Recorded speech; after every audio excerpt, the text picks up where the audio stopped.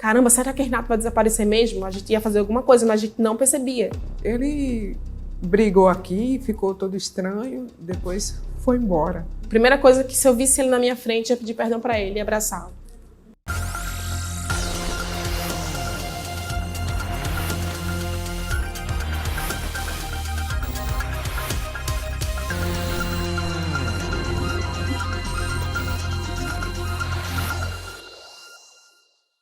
Meu nome é Estefânia de Araújo, eu sou mãe do Renato Avelino da Silva, que está desaparecido há 3 anos. O Renato, ele é um menino bom, sabe? Quando criança, ele gostava de brincar, só não gostava muito de estudar. Eu tive 5 filhos. Eu me casei com 17 anos. Meu nome é Rosilene Maria da Silva, sou a irmã segunda do Renato Avelino da Silva, que está desaparecido, vai fazer 3 anos agora, em abril. A nossa infância, assim, foi bem, né, precária, assim, tipo, a minha mãe, né, empregada doméstica, o meu pai, pedreiro. Financeiramente falando, a gente não era, né, classe média, baixa, e a gente sofreu um pouco na infância devido a isso, mas acredito que com relação, assim, comigo e com meus irmãos na infância, tirando a parte financeira, a gente era bem tranquilos, assim, brincava, gostávamos de brincar muito. O Renato, que não gostava muito de estudar, mas os outros já se interessavam em estudar, ir para a escola. O que era ruim na nossa infância era o nosso pai, que era alcoólatra, que é ainda hoje. Nosso pai é alcoólatra, é fumante. E o que nos incomodava e que nos entristecia era ver o meu pai brigando com a minha mãe, batendo na minha mãe. Isso nos deixava triste, assim, que a gente presenciava tudo, a gente via tudo. Então a gente estava junto, estava perto e sofria também, chorava. Mas, assim, com a relação com nossos irmãos era bem tranquila, a gente brincava, se divertia, ria, estava sempre junto. Mas a gente tem esse trauma, assim, da infância, a questão de ver o nosso pai agredindo a nossa mãe. A gente brigava, né? Por causa da bebida, por conta da bebida que ele bebia. Quase todo dia. Ele saía para comprar um frango, chegava de noite em casa bêbado. Aí já começava. Meus filhos dormiam tudo assim no chão, né? Aí chegava já daquele jeito. Ele começava a falar, dizia que eu estava traindo ele. Ele saía dos empregos para ficar me vigiando dentro de casa, né? Nunca parou em trabalho. Aí ele chegava a bater também.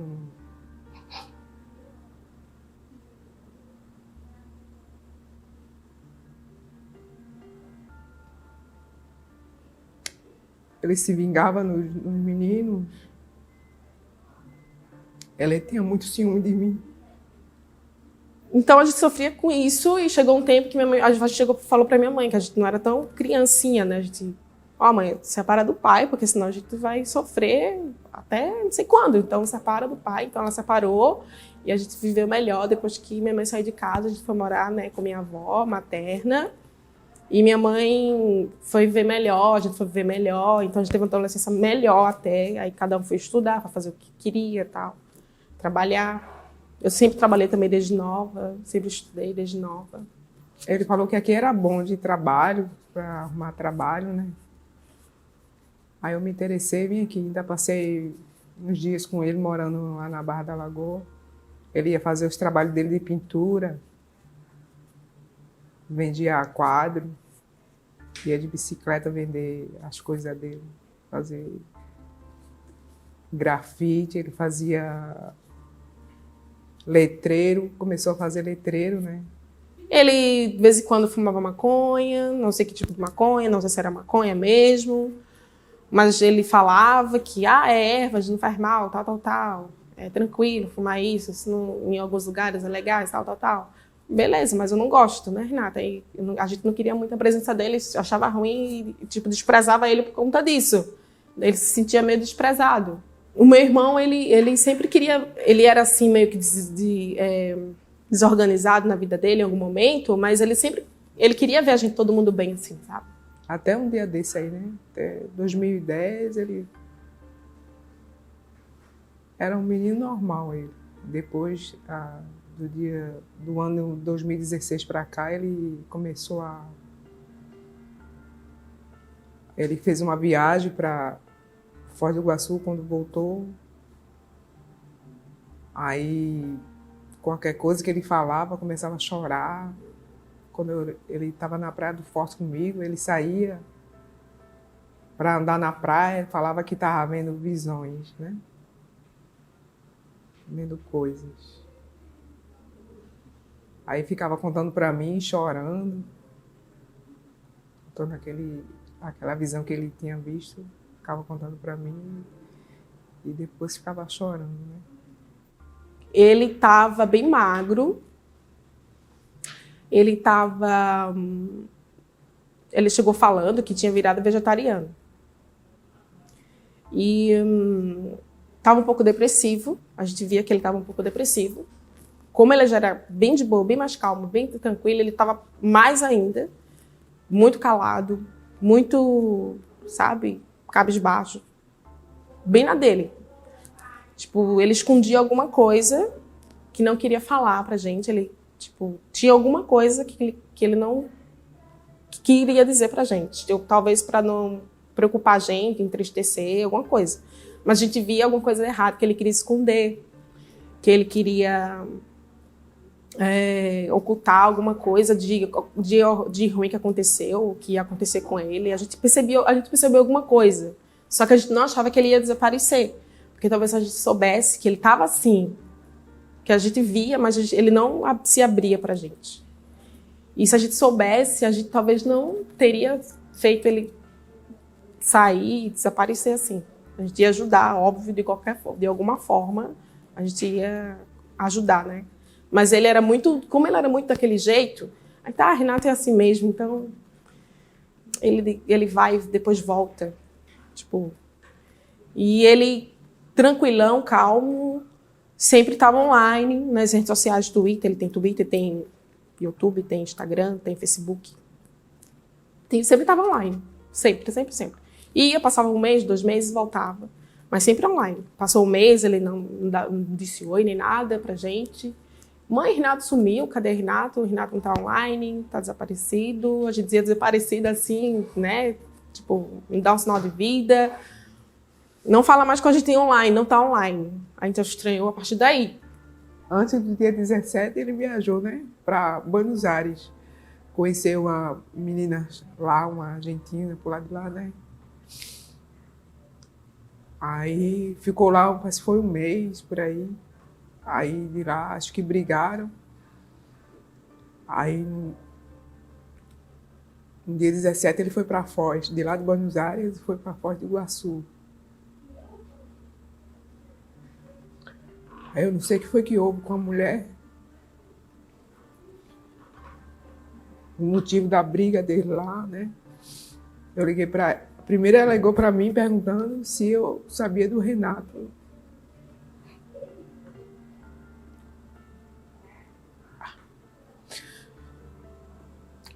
Aí eu falei que não. Aí eu falei, como assim? O Renato não está aqui. O que foi que aconteceu com o Renato? Ele brigou aqui, ficou todo estranho, depois foi embora.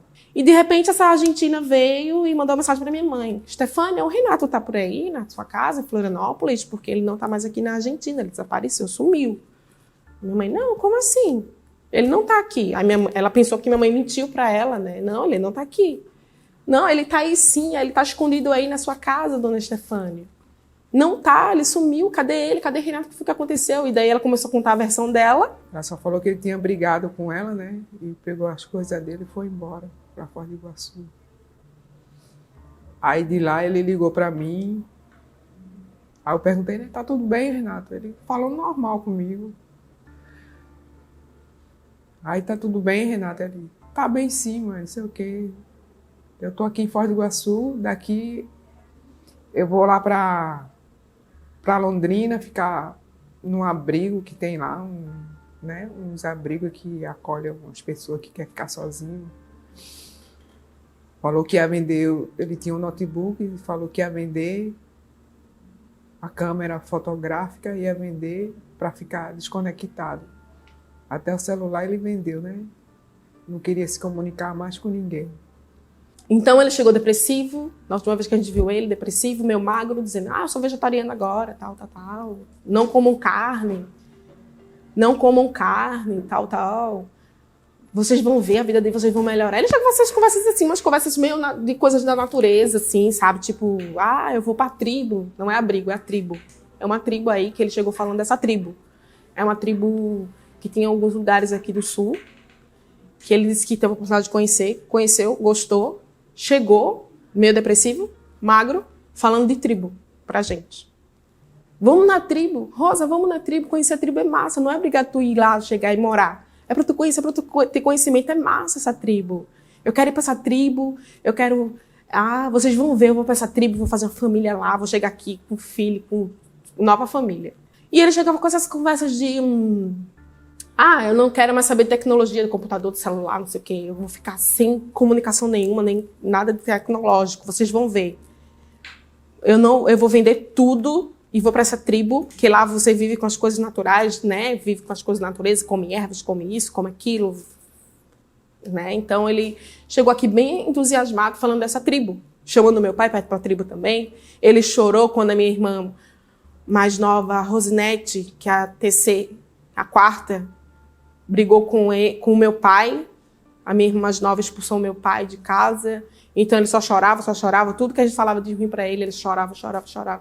Ficava, tipo assim, a gente via pelo jeito dele, pelo choro dele, que, tipo, né, queria que a gente visse todo mundo bem, sem briga, sem, né?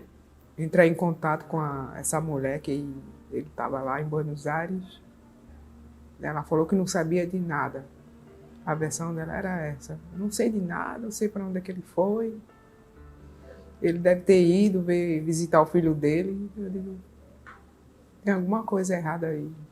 E ele estava muito também, acho que depressivo, né, com o filho dele, que ele tem um filho.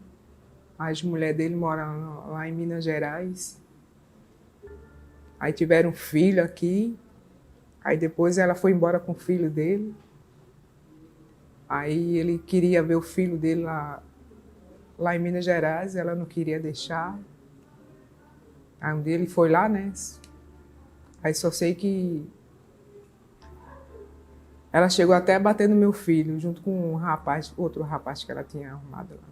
Então aí tinha essa questão do filho, que estava longe, em Minas Gerais. Ele já chegou de Florianópolis até Minas Gerais de moto, para ir atrás do filho dele. Então ele era louco pro filho. E daí a mulher dele, tipo, desaparecia, como tá agora desaparecida também. Por isso que eu também desconfio dela. Era muita briga. Ela era muito imperativa, como se diz, né? Muito nervosa. Ela chegou até me xingar também, sem eu fazer nada com ela. Falava, você é preguiçoso, levanta, vai trabalhar, não sei o quê. Aí ele falava que não gostava de ser mandado, tá sendo mandando ele trabalhar, né? Aí começava a briga com ela. Ela até ameaçou ele, dizendo que a família dela era perigosa, que queria, se ele começasse a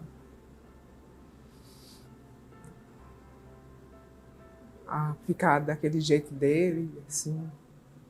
Sei lá, que ele não fazia nada com ela, né? Só ela que começava.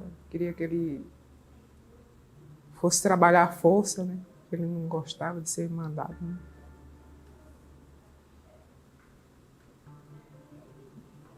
Aí ela foi embora lá para Minas Gerais, até hoje. Nem meu neto, ela não deixa eu ver. Eu acho que realmente ele pode estar nessa tribo, de alguma tribo aí, que eu não sei que tribo é essa, pode ser aqui no Brasil, pode ser fora do Brasil, que ele falava tanto dessa tribo. Eu acho que ele deve ter alguma tribo realmente. O meu irmão, Roberto, já chegou aí em alguma tribo ali em Curitiba, atrás dele. Meu irmão já chegou, né? Eu já liguei para os hotéis, né? Alguns abrigos eu já liguei, a gente ligou os hotéis, os últimos hotéis que ele já ficou hospedado em Foz, Argentina, a gente saiu ligando e nada. O meu irmão Roberto chegou aí nessa tribo, mas não deixaram o Roberto entrar nessa tribo, porque realmente é bem restrito, é uma coisa privada, uma coisa que não é. Então, eu acho, claro que em alguns momentos a gente pensa, não, ele deve estar bem em algum lugar que não quer realmente se comunicar e de repente ele vai chegar de surpresa para nos surpreender de alguma coisa, de alguma forma. Mas muitas vezes eu penso que ele está morto. Eu penso que ele está morto, eu penso que ele está bem. Possa estar bem em algum lugar desses. Sonho muito com ele ele estando bem, sonho com ele estando mal. É muitos sentimentos, ele pode estar vivo, pode estar morto, a gente pensa em muitas coisas e a gente não tem certeza. A pior coisa é você não ter certeza de nada. A minha esperança é que ele esteja vivo. Nós, né, esperamos que ele esteja vivo. Eu acho que é muita coisa, né? A mãe... Fico pensando muita coisa que pode ter acontecido, que ele era um menino que gostava de fazer amizade com todo mundo. Eu falava a ele para ter cuidado, né? Porque ninguém conhece ninguém, né? Por esse mundo aí afora. Eu penso assim, que ele recebeu alguma proposta de trabalho e quando chegou lá e não foi nada disso. Complicado isso aí. Eu acho que se ele não tiver nesse abrigo aí,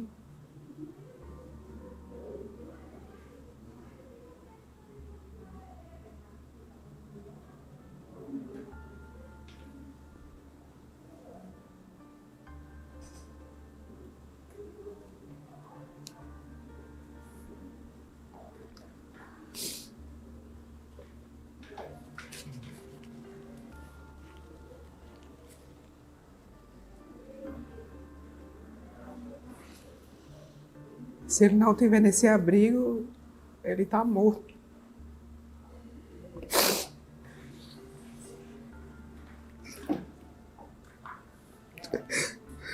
Te faz pensar que Porque ele é muito inteligente, né? Do jeito que o mundo está hoje. Muita inveja, muita gente mal nesse mundo, né? A gente se culpa. Eu me culpo de ter brigado, de a gente não ter percebido, de eu não ter percebido que ele estava nesse extremo assim de depressão, de tipo, ele não dizia, eu vou embora de vez. Ele não falava isso. Eu vou desaparecer. Ele não dizia que ia desaparecer. Apenas ele desapareceu. Talvez se ele comentasse que ia desaparecer, estando depressivo, a gente vendo que ele estava estranho, diferente, psicologicamente, talvez a gente tenha impedido.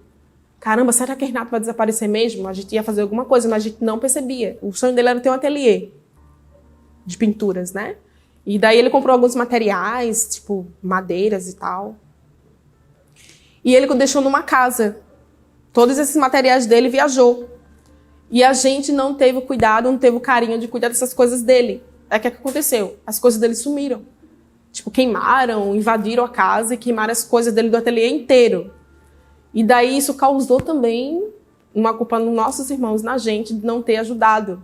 E daí quando ele veio... Nossa, eu acho que foi um bilhão de coisas que ele recebeu. Por isso que ele desapareceu. Porque quando ele veio, ele foi lá na casa, não tinha nem casa. Desmoronaram a casa com as coisas dele tudo. De ateliê, tudo, de pintura, tudo. E ele viu, ficou triste. Ele, caramba, por que vocês não cuidaram das minhas coisas? Por que vocês não? Nem aí. Então ele desapareceu. Com isso também. Você sente mais falta do seu filho? Da companhia dele, né? Da brincadeira, ele gostava de brincar, fazer a gente rir.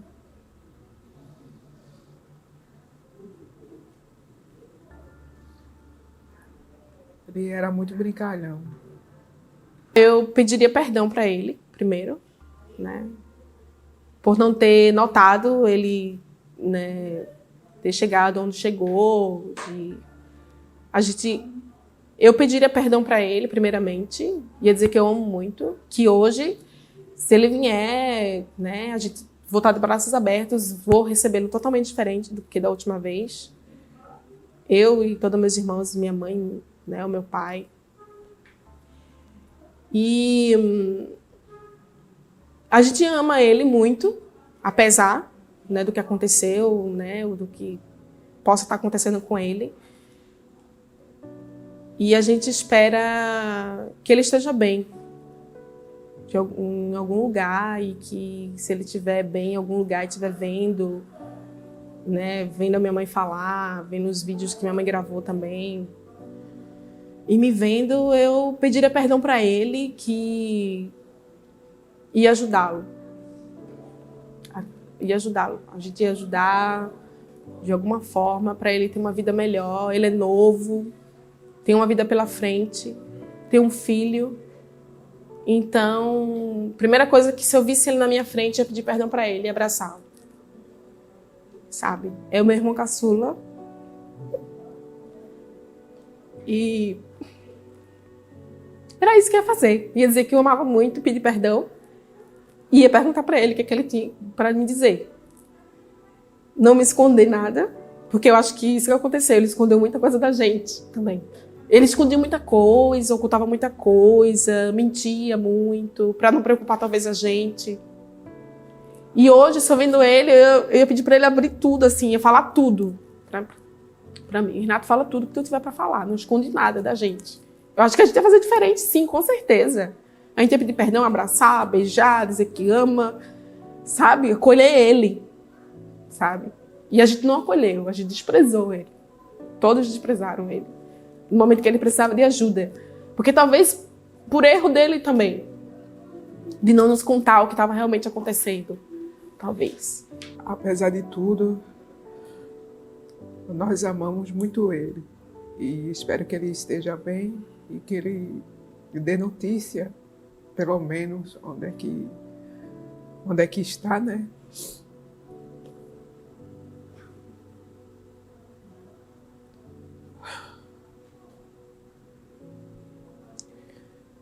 E quem souber, assim, qualquer pessoa que souber, que viu ele passando assim, que possa entrar em contato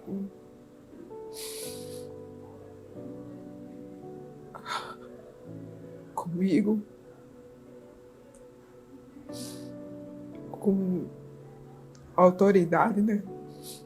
E a gente imagina muitas coisas, não temos respostas e queremos respostas, assim, ruins ou boas, mas a gente tem esperança de ter alguma resposta, sabe? Sobre o desaparecimento do meu irmão Renato.